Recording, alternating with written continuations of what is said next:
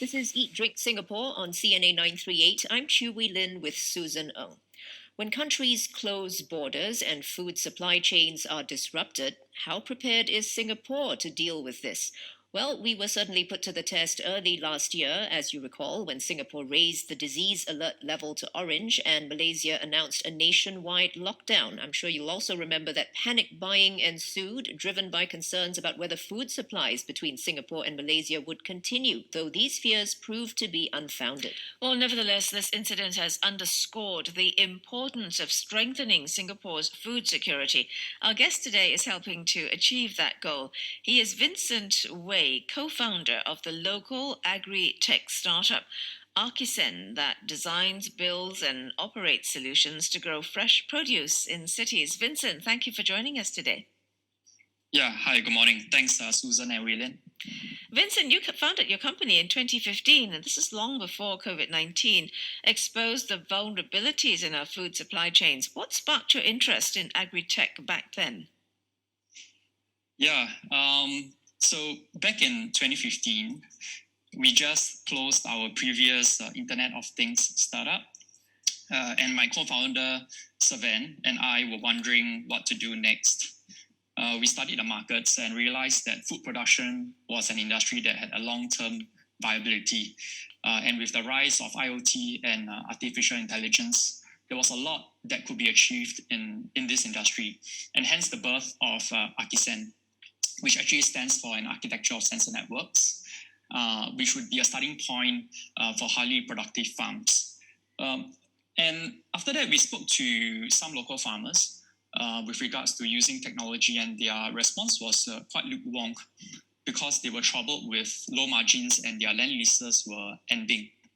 And they didn't want to dump more money into IoT where the benefits were uncertain. So we were determined that we could build a highly productive farming system producing food for Singaporeans.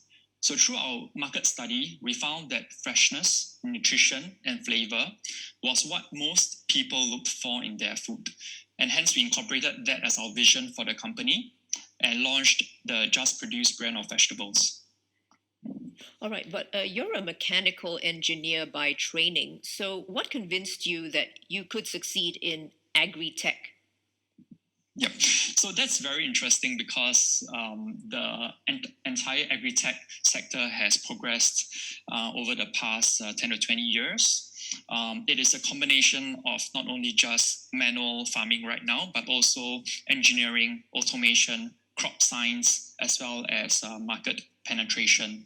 So as an engineer, I get to look at the different engineering systems within the farm. The different components that goes towards powering the irrigation systems, the lighting systems, and the various processes that would increase the productivity of the entire farming process to make sure that we can produce affordable vegetables. Fast forward, Vincent, from 2015 till today, you now have a 7,000 square foot indoor farm in a building out at Bureau Lane. Talk to us about this farm and the site. Yeah, thanks for that question. So fundamentally for farming, we in Singapore or in cities, we want to explore the use of underutilized spaces. And in spaces in Singapore over here, there are still many available spaces for rent, especially in industrial buildings. And in many cities around the world, they have many buildings as well. And we want to see how we can actually fit farms into those buildings and to be able to supply to the cities which consume the vegetables in that area. By being located in a building, the farm is more modular and can be easily replicated as we expand to other cities in other countries within the region. At the same time, by locating a farm within a building or within a confined space, you're able to then control the environment to optimize the growing conditions. With that, you are able to produce vegetables that are more tasty and nutritious. And also, there is more consistent production for the vegetables.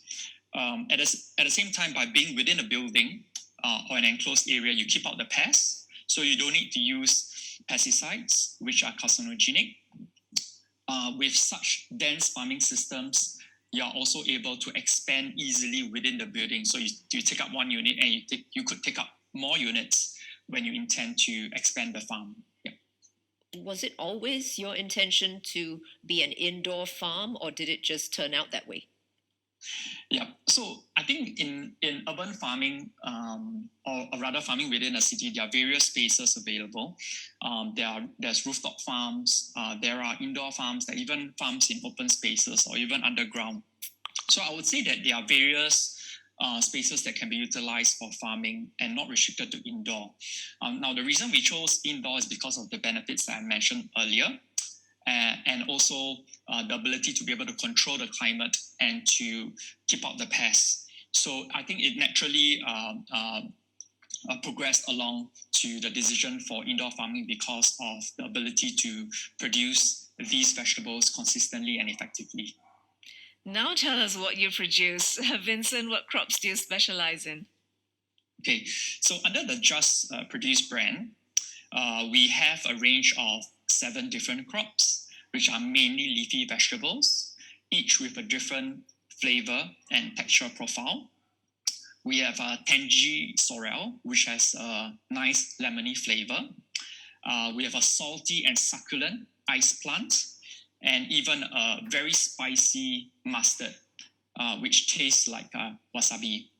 At the same time, we also have other versatile lettuces such as romaine and coral lettuces.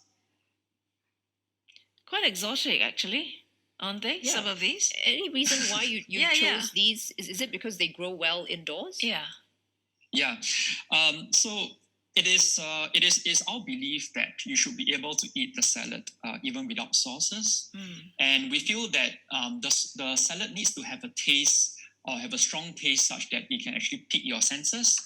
It shouldn't be just a bowl of salad and it's all lettuces and you need to add in all your different sauces just to make it tasty. Even the various products I mentioned, sorrel, ice plant, and mustard, they don't actually survive well over long distances. And so with urban farming or farming where you can bring the flavor or the produce closer to the end consumer, you're able to then provide them with the freshness and the flavor, without which if it's over a long distance, they might actually lose them in that process. Okay, so really it's a specialty in salad leaves. Yeah. Yes, that's right. Okay. All right. But it must not be easy though to grow these. I mean, they're not natural nor native to this part of the world for some of these vegetables that you're growing. Any specific special kind of technology that you're using to optimize yield? Yep. So I, of course, have to give a big shout out to all the farm hands and the farm engineers and the crop scientists who really put in all their effort to make this work. It's a combination of various systems. First, we have to select the right crop variety or the seeds and get them in that gives the right flavor and texture. We don't do any GMOs, so we really have to screen through a large number of varieties, probably about 100 different types of variety just to get it right. We then have to have the crop scientists create different growing environments to make sure that we can optimize the flavor and the yield. And the engineers have to really come in to make sure that all the systems work in place to ensure food safety, highly productive system, and the vegetable turns out well. And the farm hands, of course, have to be familiar with the entire and educated on the importance of the various farming processes as well. So it is a complex and difficult process, but this is something which is very fruitful for us. This is Eat Drink Singapore, and we're speaking with Vincent Wei, who is co-founder of the local agritech startup Archisen. It designs, builds, and operates solutions to grow fresh produce in cities. Well, Vincent, it's not the first time we've interviewed someone who has this sort of business, agri-tech, and engaging in vertical farming. There's so many players in this field now. How do you set yourself apart from your competitors? Okay.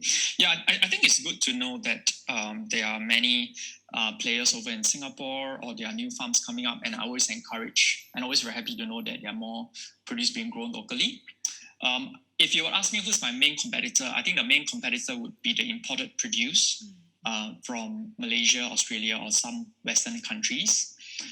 So my main competitive edge towards overseas produce would be that we do not use any pesticides, preservatives, or genetic modification.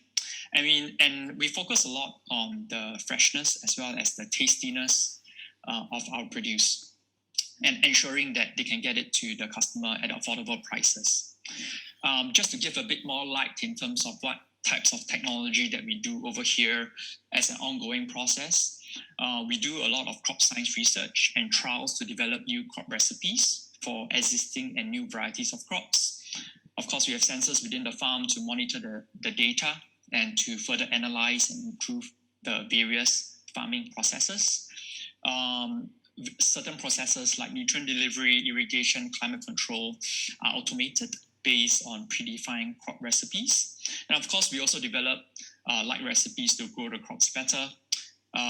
We also collaborate with various local institutions such as A-STAR, SIT, RP, NUS for the development of various specific technologies relating to urban farming. So all this gives us an edge on how we can further improve the overall sector over here. And once again, I would say our main competitors would be the overseas produce. With such farming methods and the technology you've just described, how sustainable is this? I mean, can the food industry as a whole benefit from this? Yeah, thanks for that question. I think, on just a general opinion, we do supply high quality produce.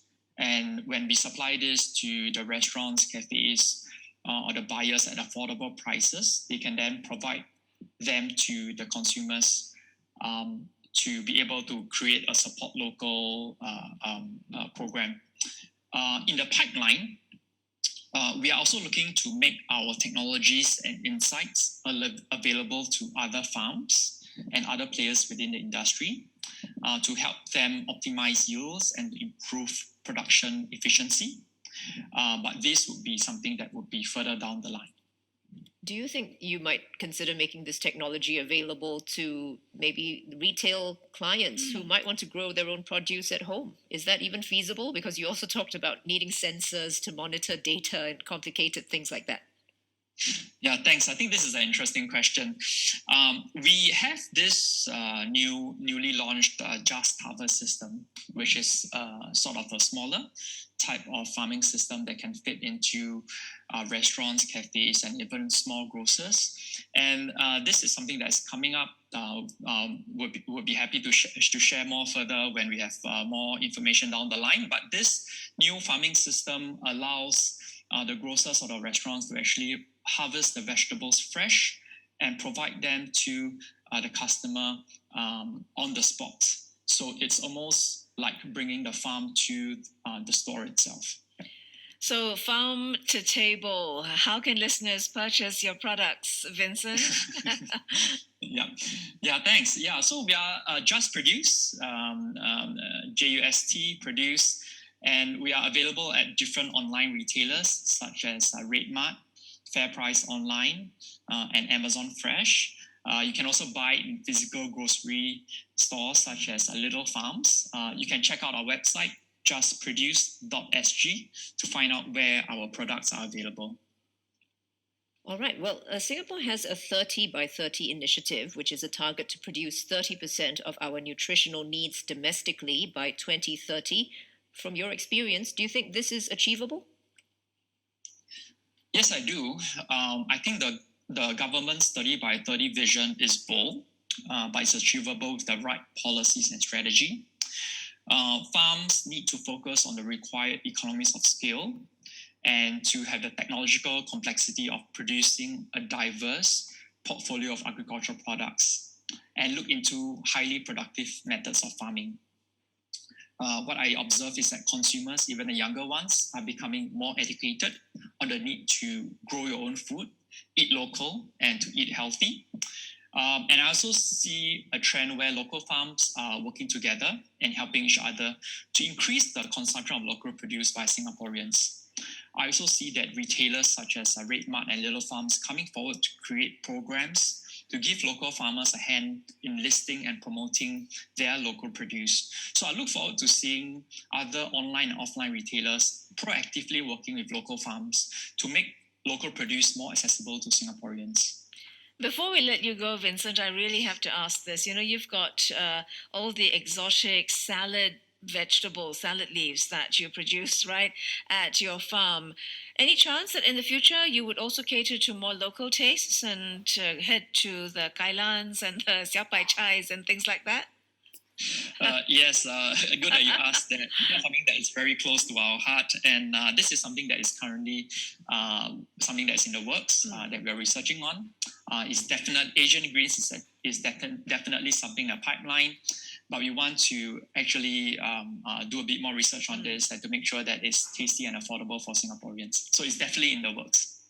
And we wish you the best, Vincent. We look forward to visiting your website in the future and seeing more on offer to those people who love their greens. Thank you for making time to join us today. Thank you very much, Susan and Wei-Lin. Thank you. Vincent Wei, co-founder of the local agritech startup Archisen, and they design, build, and operate solutions to grow fresh produce in cities. If you want to try their produce, you just visit justproduce.sg.